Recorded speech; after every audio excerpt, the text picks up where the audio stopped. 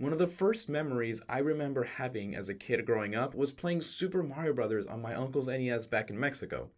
Or at least as well as a 4-year-old can play anyway.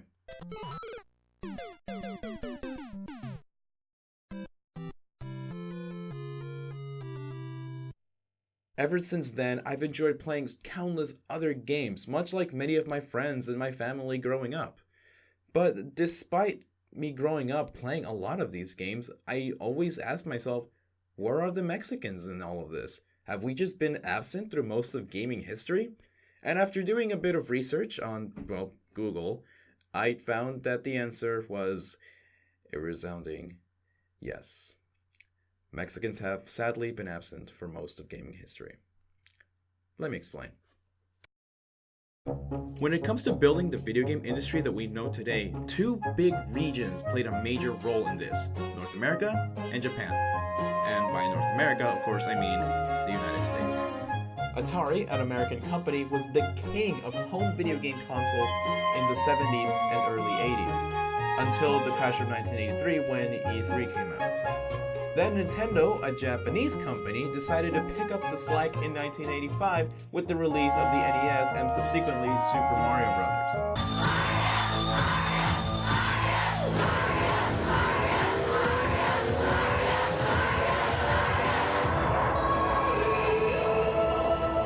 Super Mario. Now, given that the NES was targeted towards children and teenagers, there wasn't very much thought given into representing other cultures properly. I mean, they can barely get American culture represented correctly. Most video game characters at the time were action heroes and ninjas, something that was easy to market to towards the demographic, again, children and teenagers. Now, these games were marketed and sold in other regions outside of the US and Japan, such as Europe and Latin America. The problem is that these regions were considerably smaller and generally less interested in gaming, so they weren't seen as a priority. There was one place where people from other nationalities were able to sort of flourish a little bit better: fighting games. Some of the earliest examples of Hispanics in fighting games were Thunderhawk from Street Fighter and King from Tekken, but these representations were spotty at times. Thunderhawk was portrayed as a Native American warrior from Mexico, complete with headband and moccasin boots, and King was portrayed as a Mexican pro wrestler.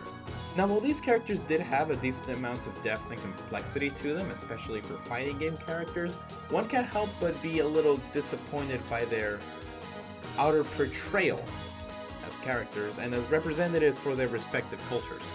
Thunderhawk looks like someone straight out of a John Wayne film, and King is a luchador because of course he is. He's Mexican. What else is he supposed to be? Despite this, representation of Hispanics in video games began to grow over the years, most prominently with the release of Grim Fandango by LucasArts in 1998.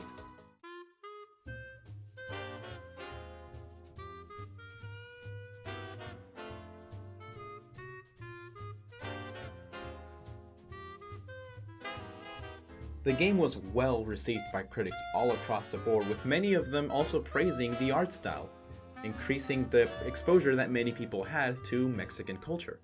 After Grim Fandango, representation of Hispanics was all over the place, ranging from more luchadors in fighting games, well-rounded, thoughtfully written characters like Dominic Santiago from Gears of War, and of course utter garbage as seen in Call of Juarez, The Cartel.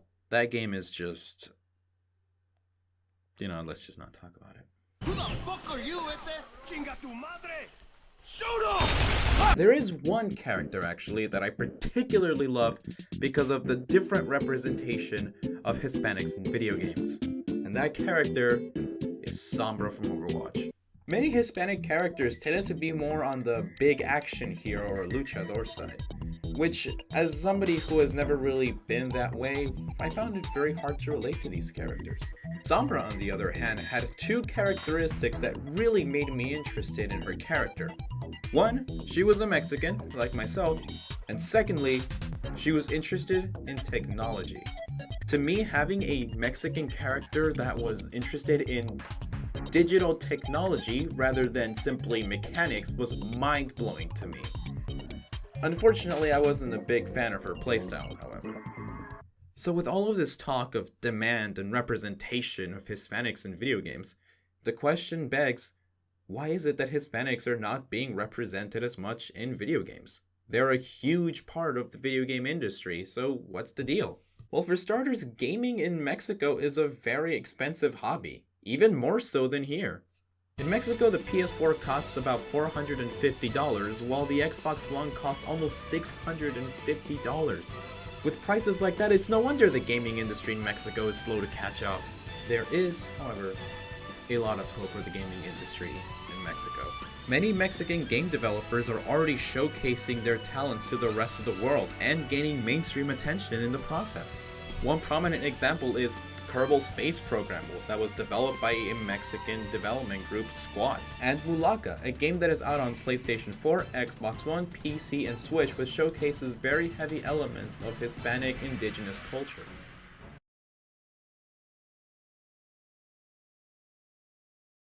So with all this talk of Mexican culture in video games and how it's been represented over the years, does this mean that we're still underrepresented? Yes, I believe so.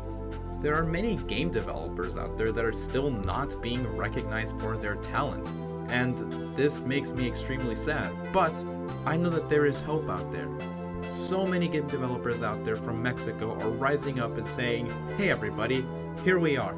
And this is definitely what Mexicans know best, to make their voices heard and to show the world what proud Mexican culture